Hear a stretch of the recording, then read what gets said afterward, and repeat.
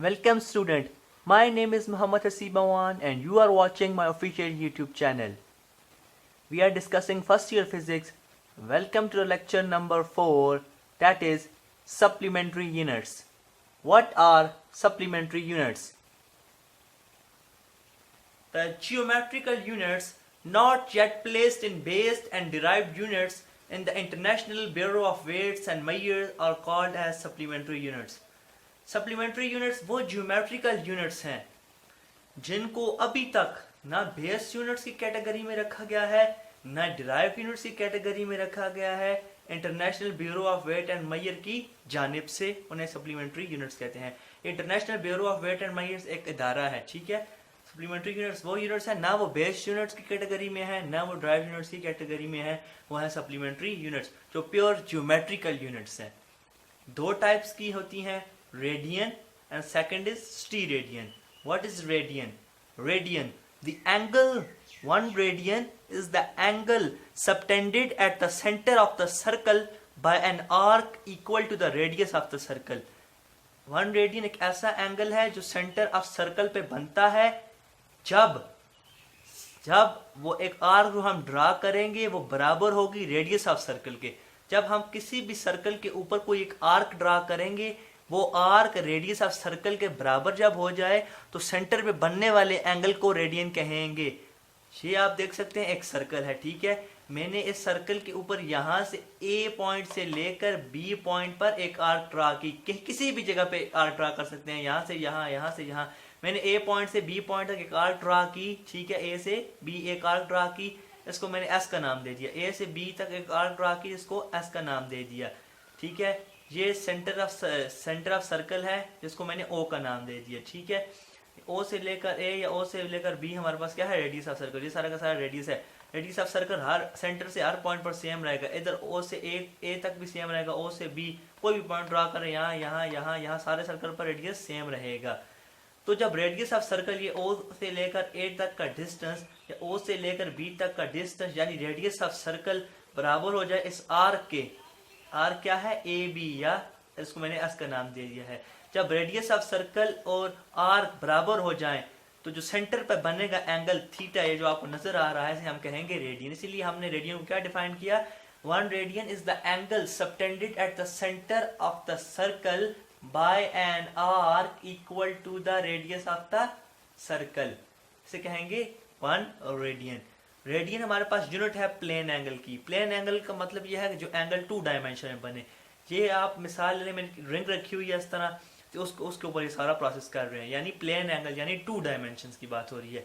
Generally mathematically radiance को हम किस तरह मैथमेटिकली डिनोट करते हैं, number of radians, 1 radian 2 radian जितने भी हों, theta is equal to length of the arc, ये ए से B divided by radius of circle are.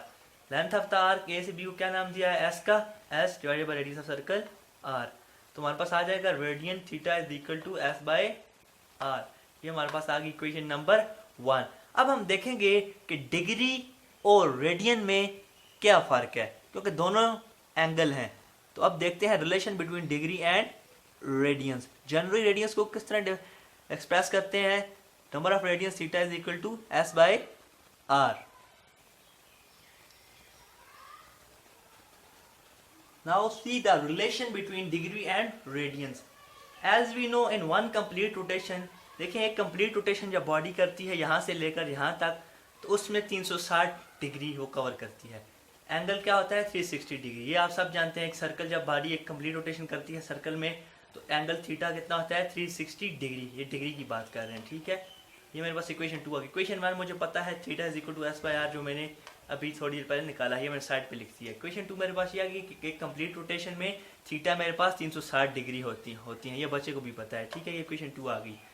Where as number of radians in 1 revolution, ये तो रोटेशन 1 कंप्लीट रोटेशन या revolution degree में होगी, लेकिन नंबर ऑफ रेडियंस कितने होंगे पूरे के पूरे रेवोल्यूशन या रोटेशन में, वो होंगे circumference of circle divided by radius of circle.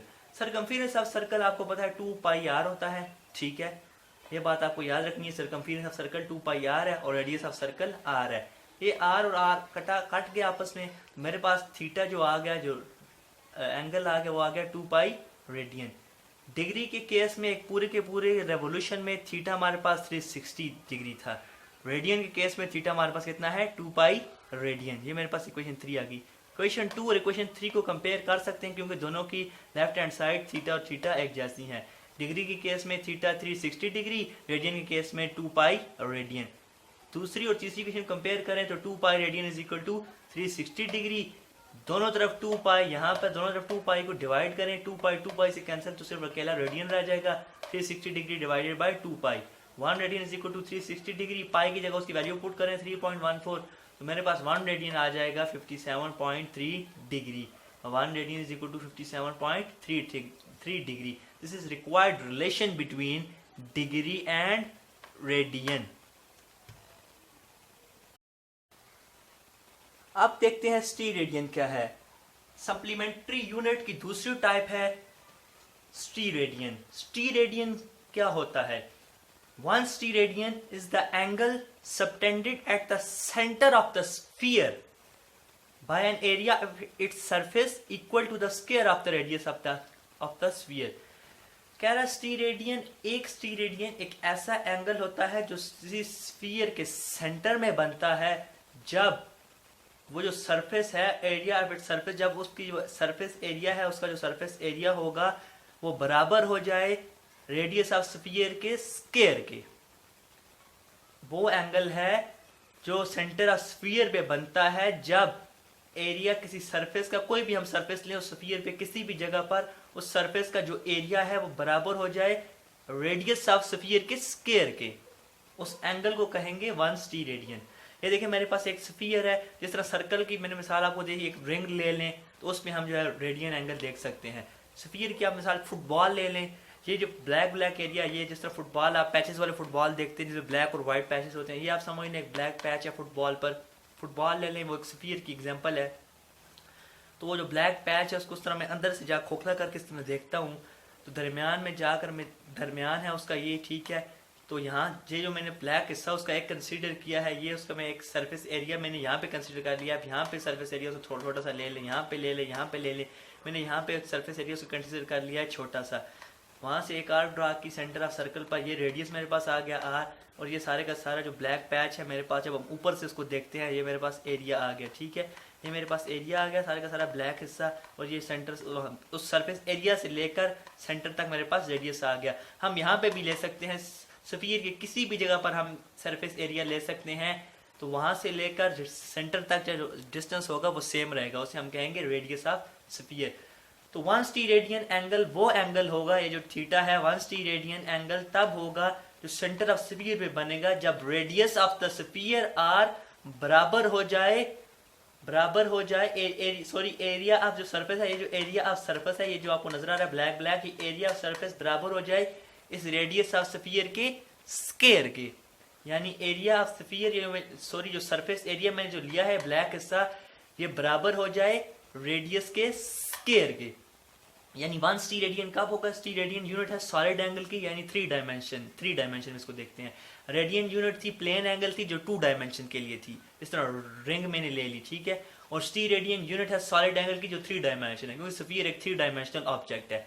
1 स्टीरेडियन कब होगा? जब surface area is equal to theta is equal to surface area divided by radius of sphere का स्क्वायर हो जाए, यानी सरफेस एरिया जो है वो बराबर हो जाए रेडियस ऑफ स्फीयर के स्क्वायर के। तो 1 स्टीरेडियन को हम लिख सकते हैं surface area divided by radius of sphere का स्क्वायर। सरफेस एरिया मेरे पास जो ए है वो बराबर हो जाएगा आर के स्क्वायर के, यानी रेडियस ऑफ स्फीयर के स्क्वायर के, तभी 1 स्टीरेडियन बनेगा। 1 स्टीरेडियन तब बनेगा जब सरफेस एरिया बराबर हो जाए रेडियस ऑफ स्फीयर के स्क्वायर के, यानी ए बराबर हो जाए आर स्क्वायर के। तो सरफेस एरिया की जगह मैंने लिख दिया आर स्क्वायर। आर स्क्वायर क्यों लिखा ये बात आपने याद रखनी है। सरफेस एरिया को मैंने आर स्क्वायर इसलिए लिखा क्योंकि 1 स्टीरेडियन तब होता है जब सरफेस एरिया बराबर हो जाए रेडियस ऑफ स्फीयर के स्क्वायर के। तो मैंने सरफेस एरिया की जगह रेडियस ऑफ स्फीयर का स्क्वायर लिख दिया, नीचे इस रेडियस ऑफ स्फीयर का स्क्वायर आर स्क्वायर आ गया, आर स्क्वायर और आर स्क्वायर से कैंसिल, थीटा मेरे पास आ जाएगा 1 स्टीरेडियन। 1 स्टीरेडियन के लिए ये शर्त है कि सरफेस एरिया बराबर हो जाएगा रेडियस ऑफ स्फीयर के स्क्वायर के। ये बात होगी, थीटा मेरे पास आ गया 1 स्टीरेडियन। अब देखते हैं जिस तरह हमने देखा था कि नंबर ऑफ रेडियंस पूरे के पूरे सर्कल में कितने होते हैं 2 पाई रेडियन। रेडियंस की बात कर रहा हूं, एक सर्कल में रेडियंस कितने होते हैं 2 पाई रेडियन। अब इसी तरह देखते हैं नंबर ऑफ स्टीरेडियंस एक पूरे के पूरे स्फीयर में कितने होते हैं। ठीक है, नंबर ऑफ स्टीरेडियंस स्फीयर का फॉर्मूला है area of sphere divided by radius of sphere का स्क्वायर।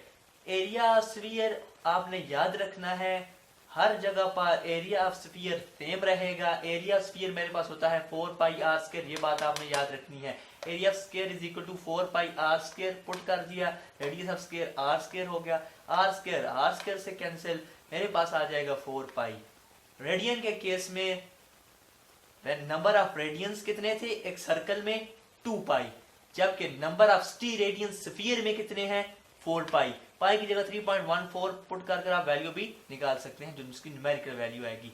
वैसे number of radians in circle 2 pi, number of steradians in sphere is equal to 4 pi. ये बात आपने याद रखनी है। यहाँ तक था आज का टॉपिक। अगर किसी को कोई इसमें मसला या परेशानी हो तो वो मुझसे कमेंट सेक्शन में पूछ सकते हैं। इसी तरह मेरे साथ जुड़े रहें और इसी तरह की वीडियो से इस्तेफादा हासिल करें और मेरे चैनल को लाइक करें, शेयर करें, सब्सक्राइब करें और हमेशा हंसते खेलते रहें।